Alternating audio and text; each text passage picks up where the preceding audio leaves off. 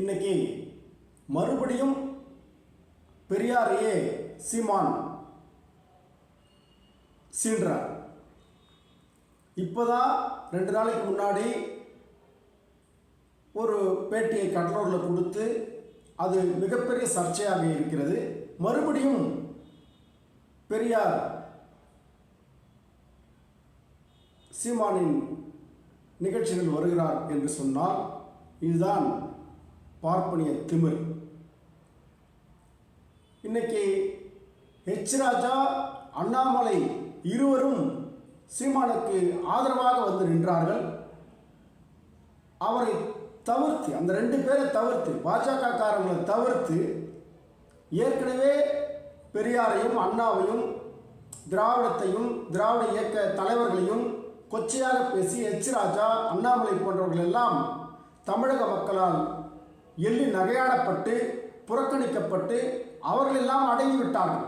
இந்த சப்ஜெக்டை நம்ம தொட்டோம்னா தமிழ்நாட்டு மக்கள் செருப்படி கொடுப்பாங்க.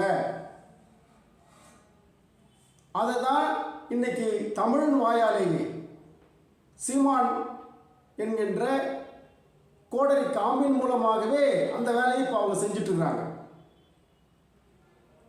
இந்த ஆளும் அந்த ஆர்எஸ்எஸ் கிட்ட அந்த கருத்தியலுக்கும் அவர்கள் தரக்கூடிய கையூட்டிற்கும் பலியானவராக ஒரு ஆரிய கருத்துக்கு துணை போகும் வேலையை, திராவிடத்தை எதிர்ப்பதுதான் எனது முழு நேர வேலை என்று சொல்லியிருக்கிறார். இதை ஒழிச்சே திருவர், திராவிடர் என்று சொன்னால் திருடர்கள் என்று கூட சொல்லியிருக்கிறார். பெரியார் தமிழில் ஒன்றுமே இல்லைன்னு சொல்லிட்டாரு, தமிழ் சனியன்னு சொல்லிட்டாரு. அவர் எப்படி எங்களுக்கான தலைவராக இருக்க முடியும் என்று அடுக்கிட்டே போகிறார்.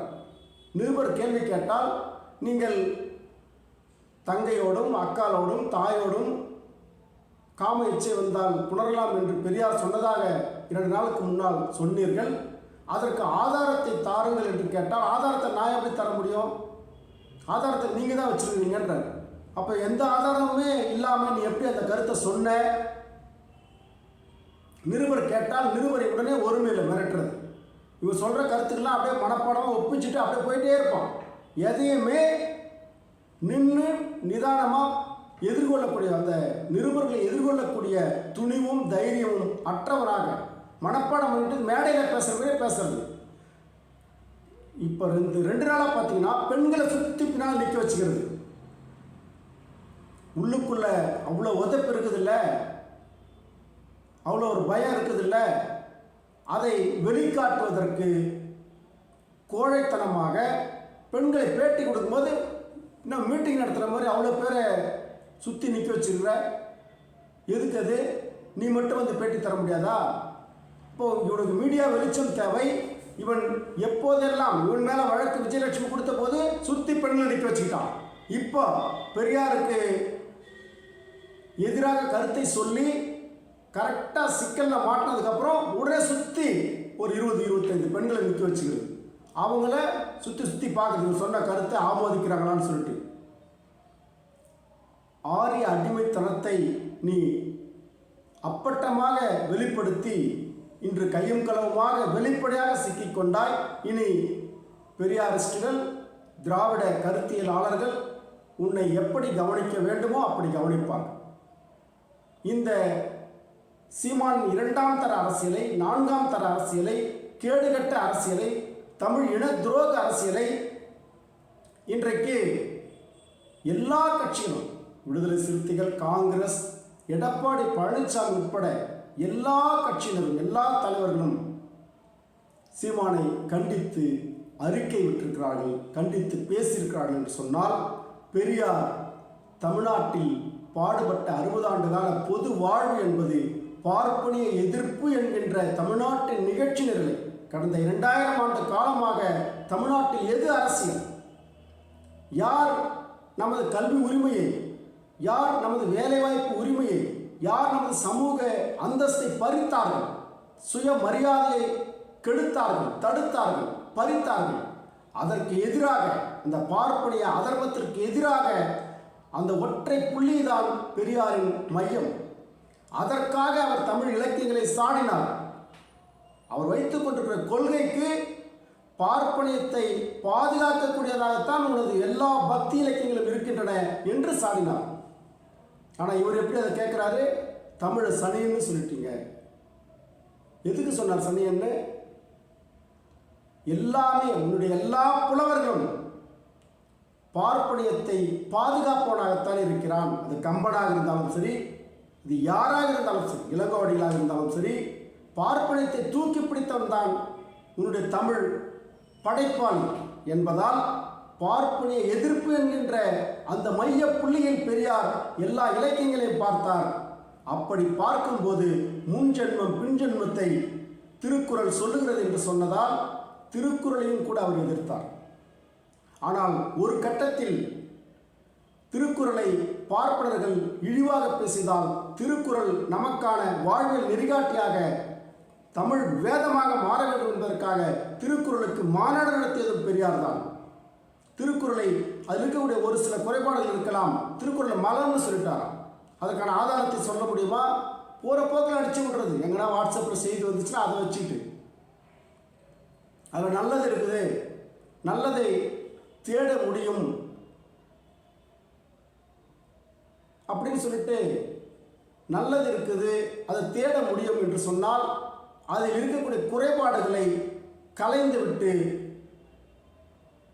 சில குறைபாடுகள் திருக்குறள் இருந்தாலும் கூட, அது முன்ஜென்மம் பின்ஜென்மம் பெண்ணடிமை தனத்தை பேசினால் கூட அதில் இருக்கக்கூடிய பெரும்பான்மையான குறள்கள் மக்களின் வாழ்வியல் நெறிகளுக்கு பொதுவான நெறிகளாக இருப்பதால் திருக்குறளுக்கு மாநாடு நடத்தியது பெரியார் தான்.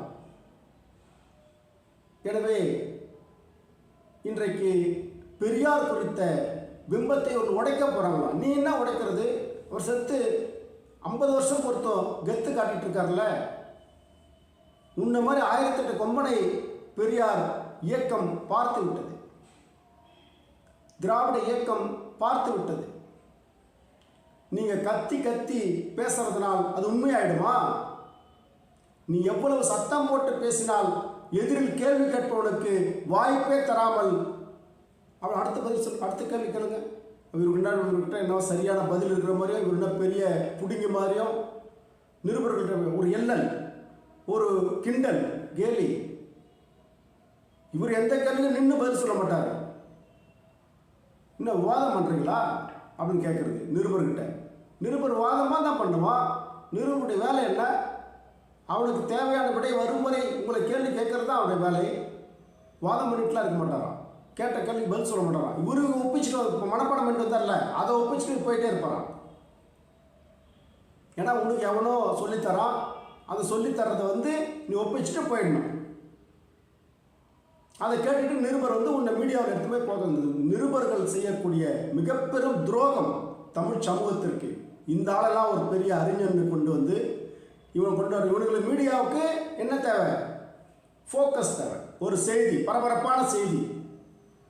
இவனை இருட்டடிப்பு செய்தாலே தமிழ்நாட்டு இளைஞர்கள் காக்கப்படுவார்கள், தமிழ்நாடு நிம்மதியாக இருக்கும். இந்த பதற்றத்தை ஏற்படுத்துவதே இந்த நிருபர்கள் தான், இந்த மீடியாக்கள் தான்.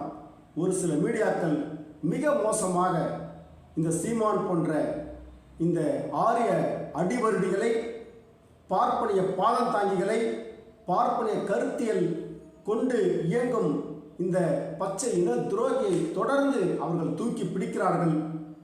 தொடர்ந்து தமிழ்நாட்டு அரசியலை ஒரு பரபரப்பாகவே மீடியாக்கள் தான் வைத்திருக்கிறது. மீடியாக்களும் திருந்த வேண்டும். இந்த நபரை பார்த்து மைக்கு முன்னாடி எடுத்து போய் நீட்டலன்னு சொன்னால் அவன் பாட்டு அவன் வேலையை போய் பார்ப்பான். எனவே மீடியாக்களும் திருந்த வேண்டும். தயவுசெய்து தமிழ்நாட்டு மக்களின் சுயமரியாதை வாழ்விற்காக, தன்மானத்திற்காக, வேலைவாய்ப்பிற்காக, கல்வி உரிமைக்காக, சமூக சமத்துவத்திற்காக, பெண் உரிமைக்காக, பெண் கல்விக்காக, பெண்களின் சொத்துரிமைக்காக பாடுபட்ட மூலவேர் தமிழ்நாட்டின் அரசியலில் இன்னைக்கு நீங்கள் என்ன வேணாலும் பேசிடலாம். ஆனால் 60 ஆண்டுகளுக்கு முன்னால் தந்தை பெரியார் அரசியல் செய்த போது சமுதாயம் இருந்த நிலையை எண்ணி பாருங்கடா மடப்பசங்களே. பெரியார் களத்தில் இருந்தபோது இப்படித்தான் சமுதாயம் இருந்ததா? இன்றைக்கும் சாதி உணர்வோடு திரிகிறான், இன்றைக்கும் சாதி வெறியோடு திரிகிறான். ஆனால் பெரியார் காலத்தில் எப்படிப்பட்ட சாதி இறுக்கம் இருந்திருக்கும்,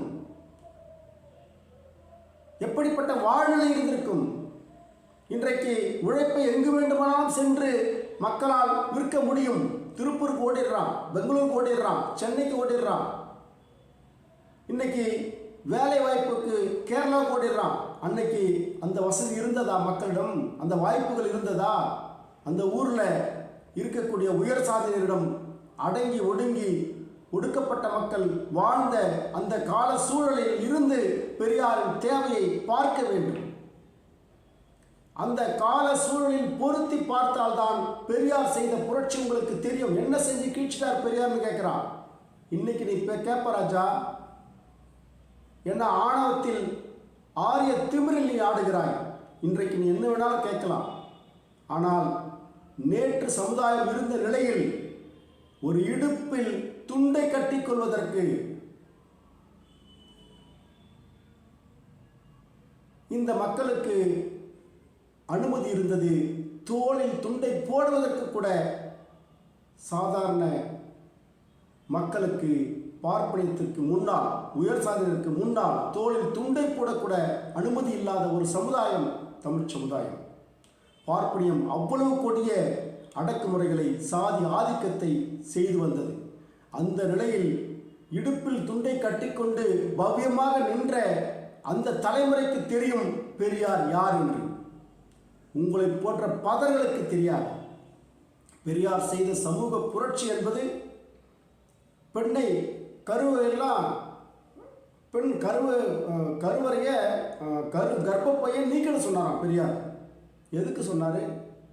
நீங்களாம் அதை நீக்கிட்டீங்களான்னு கேட்குறான் இந்த சீமான் அயோக்கிய பையன். எல்லாரும் கல்யாணம் பண்ணிருக்கிறீங்க, நீங்களாம் குழந்தை பத்துக்கலையா, கருப்பையை நீக்கிட்டீங்களா உங்கள் மனைவிகளான்னு கேட்குறான். இவனெல்லாம் ஒரு அறிஞர் நினச்சிக்கிட்டு, இவனெல்லாம் ஒரு அரசியல் தலைவன் நினச்சிக்கிட்டு மீடியாக்கள் போய் கேள்வி கேட்டுக்கிட்டு அவனையெல்லாம் ஃபோக்கஸ் பண்ணிக்கிட்டு மிக பெரும் தவறை செய்வது இந்த மீடியாக்கள் தான். பெண்களுக்கு இயற்கையில் கருப்பை என்ற ஒன்று இருக்கிறது. அதை வச்சு என்னை கர்ப்பமாக்கிட்டான்னா அவனை தான் அவன் குடிகாரனோ, அவன் கொள்ளைக்காரனோ, கொலைகாரனோ அவனை தான் கட்டிக்கணும்னு சொல்லிட்டு ஒரு சூழ்நிலை இருக்கிறது. பெண்களை இவ்வளோ அடிமையாக வச்சுருக்கிறீங்க. பெண்ணுக்கு இயற்கையில் ஒரு கருவை சுமக்கக்கூடிய அந்த வாய்ப்பு இருப்பதை ஆண் நயவஞ்சகமாக பயன்படுத்தி கொண்டு ஏமாற்றுகிறான், கர்ப்பமாக்கிவிட்டு ஓடிவிடுகிறான், கைவிடுகிறான்.